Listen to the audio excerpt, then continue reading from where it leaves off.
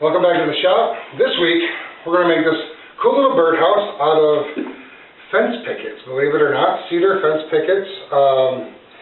This took less than one picket to make total. I used scraps that I had laying around from another project I've previously done. I invite you to hang out and watch what we do. By the way, if you haven't already, please subscribe down below and stay tuned for more videos like this one and other builds that we're doing.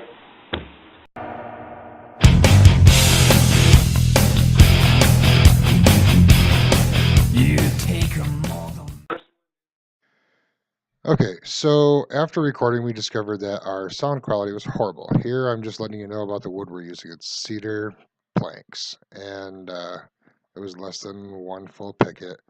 I set my stop block to 8 inches, started making cuts. Here you see me resetting it for the 5 inches for the side walls. Just, standard procedure on the sled. Set it, measure it, check it, chop off the end of the board, and then go ahead and get your nice square cut to size. Now you see me just measuring the overall dimensions for the base, which, as we will see later on, was probably should have checked for another part as well, but more about that in just a little bit. So after we get that set up, set the stop block yet again and go ahead and rip off our bottom piece.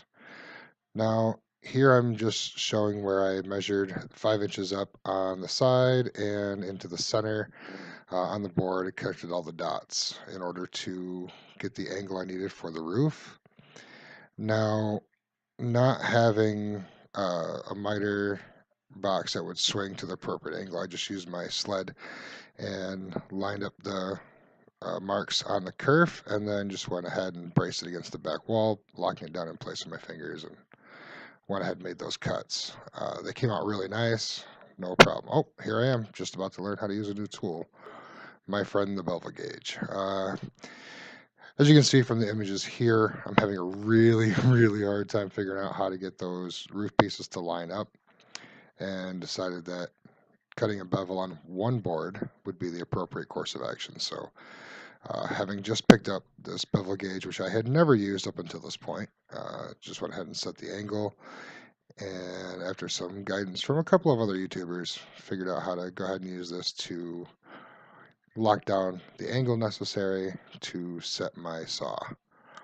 And then raise the blade and start working the angle over until it touches. Make sure I'm in between teeth and I can't see any daylight between the bevel gauge and the blade. We're good.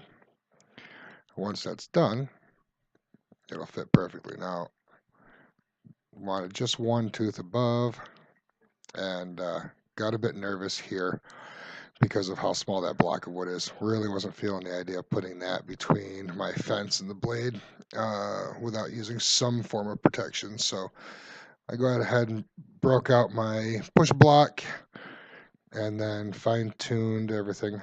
Went ahead, gave it a couple practice swipes just to make sure I was feeling ready, put on the shades, and let it rip. So, the cut went way smoother than I first thought it was going to. First time making that kind of a cut, so I was a little nervous. Really excited that it came out great. As I'm going to show you here in just a second, you're going to see that that bevel gauge really helped me set just a perfect angle, and everything's going to line up really perfect.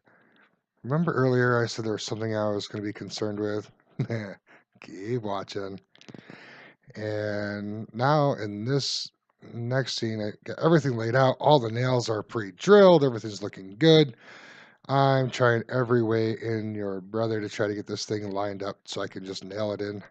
And I use all sorts of other blocks and other creative methods of holding things in place. And then everything's going so well, so beautifully, except for that one bent nail. Now we'll slow it down. You've probably already figured it out. Look at this wonderful roof piece, all pre-drilled, and doesn't fit. Yeah. Right about this point here, I didn't really shut off the camera, so we edited out all the foul language that was being used at that point. Now, from here on, you'll see that I have recut everything using that wonderful bevel gauge. Got the roof all lined up and ready to go.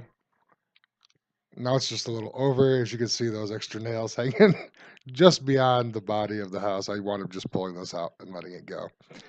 But from here on, my shop fan is off, and you'll be able to hear everything I have to say live.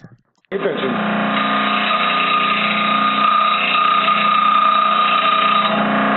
There you go, much nicer.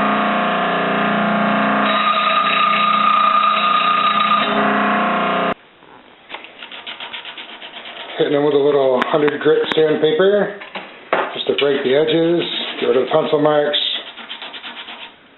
and then we'll start attaching. So what I just did was put in some nails through the bottom and sticking out. The idea is to hopefully pound the dowels down on top of them with a little bit of glue to hold them in place. Dip them in glue, tap them on. Let's see if this works.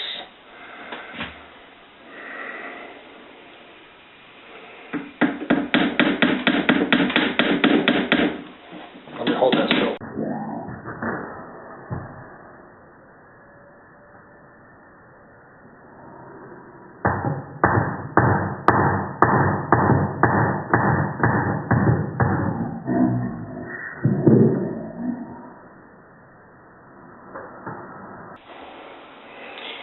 Well, now that we've learned our lesson on putting dowels on nails, we have pre-drilled and we are up for round 2.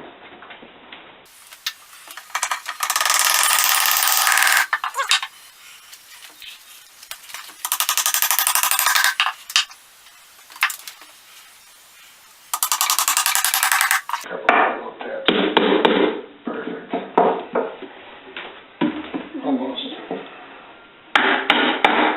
Sorry.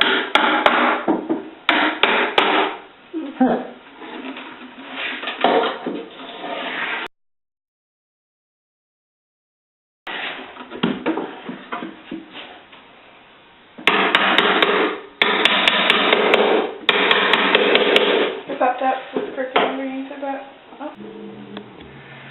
Oh, here it is all done. I got a chance to learn a new tool, the bevel gauge, to make the roof, and I'll make sure that that's highlighted in another video. Everything came out really nice on this one. So now she's going to take it and paint some Polish folk art on it and turn this into a whole new creation from where it sits today. Thanks for hanging out with us. Please take a moment to subscribe, like, and share.